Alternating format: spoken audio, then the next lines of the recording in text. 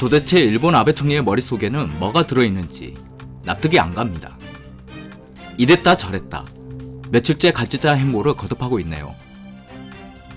현재 일본 내부에서는 한국에 코로나19에 대한 인도적 지원 요청이 필요하다라는 여론이 점점 강해지고 있습니다.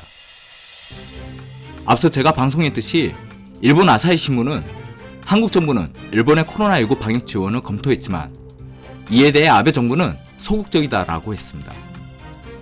이에 한국 정부는 일본의 지원 요청이 없으면 지원도 없다라는 입장이고, 일본 정부는 한국이 굳이 지원을 하고 싶다면 고맙게 받으면 된다라고 합니다. 일본 후생노동성은 한국의 진단키트는 구체적으로 파악하지 않았고 일본의 진단검사만큼 수준의 정확도가 있을지 확인되지 않으면 사용 불가다라고 합니다. 아니, 줄 사람은 생각도 없는데 왜 자꾸 한국을 들먹이는지 모르겠네요. 이에 대해 국내 진단키트 업계가 그렇지 않아도 전 세계적으로 한국의 진단키트 수요가 폭발적이라 수요 감당하기도 힘든데 최근 일본 측에 김치국 마시기에 불만이 많은 것 같습니다. 결국 국내 진단키트 업계는 코로나19 진단키트 수출 대상국에서 일본을 맨 후순위에 두기로 방침을 세웠습니다. 황당한 건 정작 5월 2일 일본 교도통신에 따르면 4월 28일 진행한 일본 보건과학연구소 코로나19 PCR 검사에서 총 38건의 오류가 발생했다고 합니다. 도대체 뭐가 정확한 건지, 정확이라는 의미가 뭔지는 알고 있는지 일본 정부 측에 되묻고 싶군요. 그런데 지난 4월 29일 아베 총리는 참여연 예산위원회에서 한국은 일본의 이웃나라이고 중요하다, 한국과 코로나 대응에 협력하고 싶다고 밝힙니다. 그래놓고선 일본 외무성은 한국 대법원에서 강제징용 배상 판결을 받은 일본 기업 자산의 현금화가 이루어진다면 신속하게 대항 조치를 취할 것이다. 그 대항 조치로 한국에 대한 금융 제재를 통해 2배의 보복을 준비 중이라고 합니다. 정말 내구조가 최악의 시츄에이션이군요. 일본 정부 각 부처의 발언과 행보에 대해 정치적 윤리적 책임 모두가 총리에게 있지만 더욱이 어차피 아베 내각의 대부분이 아베 라인으로 다 깔려 있습니다.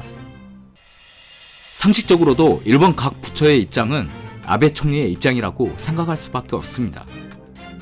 이랬다 저랬다 며칠째 갈짓자 행보를 거듭하는 일본 아베 정권의 행보를 되짚어보면 코로나19로 인한 아베의 복잡한 심경이 그려집니다. 자, 아베 총리 심경에 대한 심리적, 내적, 논리 구조를 제가 쉽게 만들어 봤습니다. 일단 한국은 싫어. 특히 문재인 대통령은 더 싫어. 근데 요즘 코로나로 은폐한 게 점점 탄로나서 정치적으로 위험한데 어쩌지? 인기를 회복하려면 혐한을 자극하고 코로나 위기도 돌파해야 해. 근데 왜 하필 한국은 코로나 바이러스 전 세계 최고의 방역보건국인 거야? 젠장. 일단 급하니 한국을 때리면서 우리 인기를 어느 정도 회복하고 한국에 대해서는 살살 꼬시거나 협박해보자. 그러니 먼저 한국 사실 별 볼 일 없어. 진단키트도 사실 별거 아니야. 라고 여론몰이부터 하자. 근데 한국은 좀 알아서 도와주면 안 되나? 우리 일본 무섭지 않나?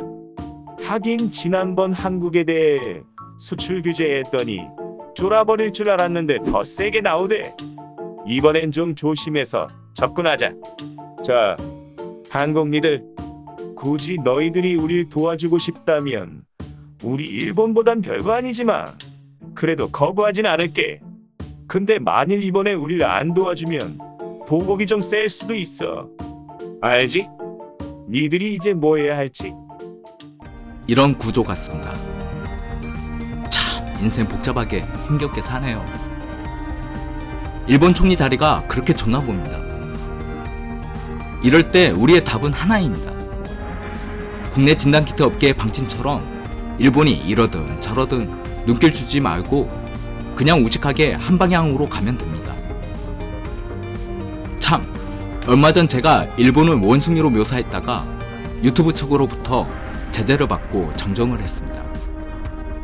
앞으로 표현 수위에 대해 주의를 하겠지만 혹시나 오늘 방송에서도 아베 총리의 뇌구조 해부 방식에 대해 이견이 있으시다면 댓글로 남겨주시기 바랍니다. 이상 옳다구였습니다.